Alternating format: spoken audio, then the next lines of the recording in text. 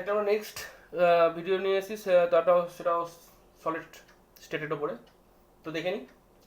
Metal atomic মাস বলে দিচ্ছে 50, has BCC crystal structure, মানে the density of crystal 7.78 gram per CC, find the volume of the unit cell.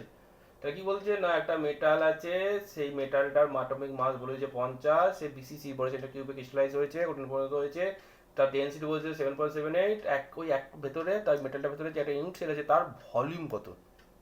তাহলে আমরা যদি ভলিউমটা বলার আগে যদি আমরা এজ লেন্থটা বার করি তাহলে ভলিউম পেয়ে যাবো। আমরা এজ লেন্থটা কি ধরি, এ ধরি। তাহলে এ যদি এজ লেন্থ হয়, ই হচ্ছে এজ লেন্থ, তাহলে এ কিউব হচ্ছে ভলিউম। কারণ আমরা জানি সবগুলো হচ্ছে এক একটা বক্সের মতন, ঠিক? তো কিউবের মতন একটা বক্স না, কিউবের মতো বলাটাই ভালো। তো এই কিউব হচ্ছে একটা কিউব, তো এটাই হচ্ছে তার ভলিউম। তো এটা আমাকে বার করতে হবে। আর কি বলে দিচ্ছে, তার ডেন্সিটিটা বার বলে দিয়েছে, ডেন্সিটি লিখে নিই। আর কি বলে দিয়েছে, এর অ্যাটমিক মাস,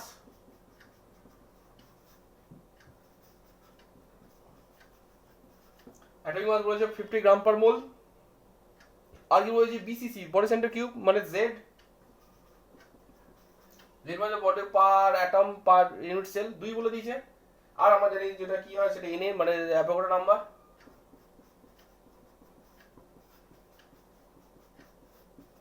আমরা এইসবগুলো আমরা জানি, আমাদের এটা বার করতে হবে। আবার তাহলে দেখো এইগুলো দিয়ে আমাদের একটা ফর্মুলা আছে, তো এটা থেকে যদি আমি এটা বার করে দিই তাহলে এটা ভলিউম বেরিয়ে যাবে।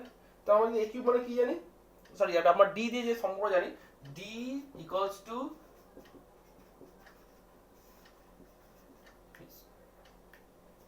সরি এটা ভুল হলো,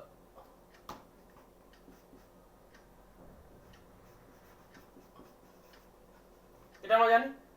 তাহলে এবারে এ কিউব ভ্যালুটা বসি বার করে নিই।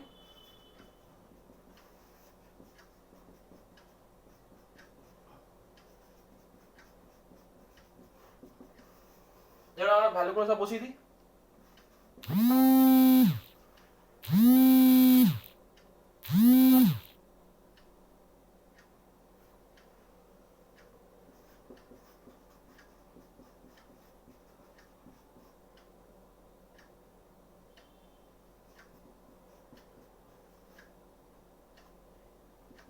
তাহলে এই হচ্ছে ভ্যালুগুলো বসিয়ে দিলাম। এবার তুমি যদি ক্যালকুলেশন করো, এটা মোটামুটি নিয়ে নেবো 2.13 10 টু পাওয়ার মাইনাস 23 আসছে।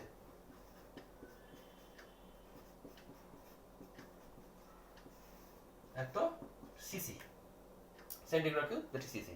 তো this is the actual process, তুমি কিভাবে একটা সহজে একটা ইউনিট সেলের ভলিউমটা বার করতে পারবে। তো আশা করি এই ধরনের অঙ্ক তোমরা করলে পারবে।